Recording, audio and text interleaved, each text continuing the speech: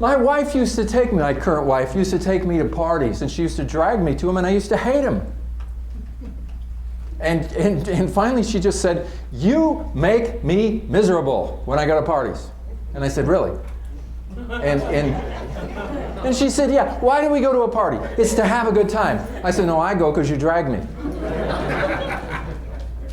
And the more we talked, I realized she goes to have a good time, I go out of obligation, and I'm literally telling myself I don't like parties. Well, you know what? If you don't like parties, you're not going to have fun. So I had to reframe the party. As long as I framed it as a place I don't want to go, well, it's pretty obvious what's going to happen. So I had to frame it as, I am going to have fun. This is going to be a night to remember. This is going to be wonderful. This is going to be great, and I'm going to be interested in every single person I meet. Now see, this was another thing. The reason I don't like these parties is these boring people talking about stupid stuff that I'm not interested in. I called it small talk. So I would talk to somebody, and this person happens to be interested in whatever, and I'm listening, I go, I'm not interested in that. And I want to get away from them as fast as I can and find somebody who shares an interest with me, which is, I've got a narrower interest than, let's say, all the people in the room. So I reframed it and I said, I am going to be interested in whatever. I'm going to be interested in the people themselves, no matter who they are. See, I used to tell myself, well, why do I care? Because I'm never going to see these people again. So what is the point in investing in a relationship when I'm probably never going to see them again? I had all these rationalizations built up, so I just shot it all down. This is about having fun. And I'm going to have fun, and I'm going to be interested. And the interesting thing was, the first time I tried it, I go, wow, this is easy. Person started talking about something, and I started really looking at them and listening to what they were saying. And I didn't have to relate that, oh, I'm not interested in this thing. I allowed myself to be interested in it. And what happened is it transformed. Now I drag her to parties. I really love parties. I really love social events. Wow. I love speaking. It's amazing how you can create in your comfort zone a little prison and live your whole life in that prison.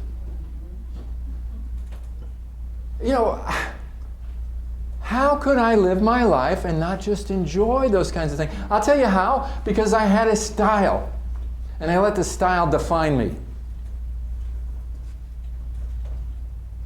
And in sales, you need to be genuinely interested in the other person. I had another doctor from Emory Hospital call me up and he said, I want you to coach me. And I said, really, what would you like me to coach you? And he said, communication skills. I said, great, that's what I do. So I said, give me some specifics. What exactly do you need? He says, well, I'm an accomplished surgeon, been doing it for a long time, and I need people to recognize that my word is authority.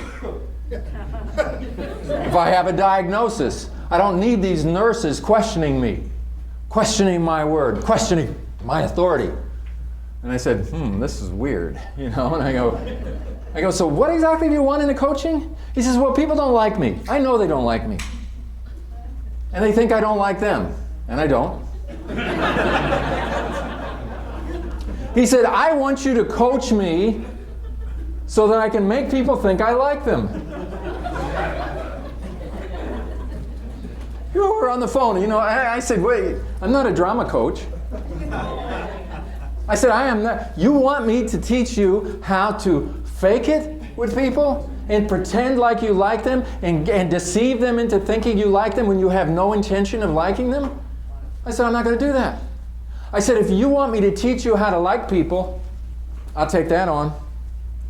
How to listen to people, I'll take that on. How to connect with people and interact with them and communicate and have some exchange, some genuine exchange between you and them, I'll take that on, but I'm not going to teach you how to fake it.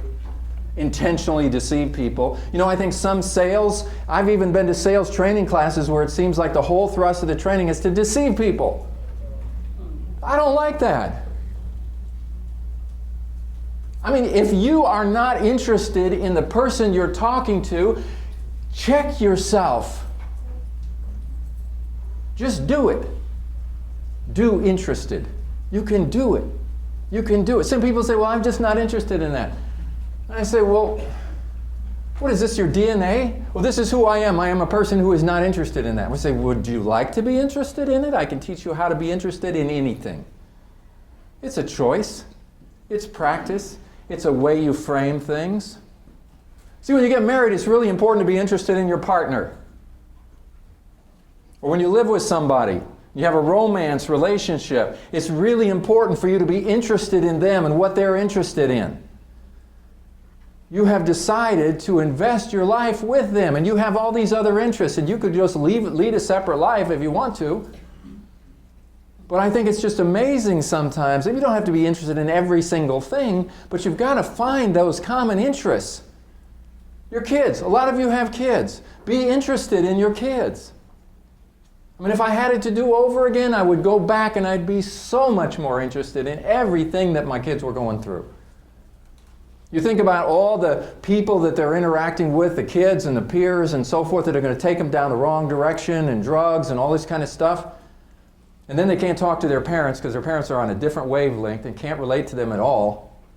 They are in another world. And even if you tune into your 12-year-old, when she becomes 13, 14, 15, 16, she is changing.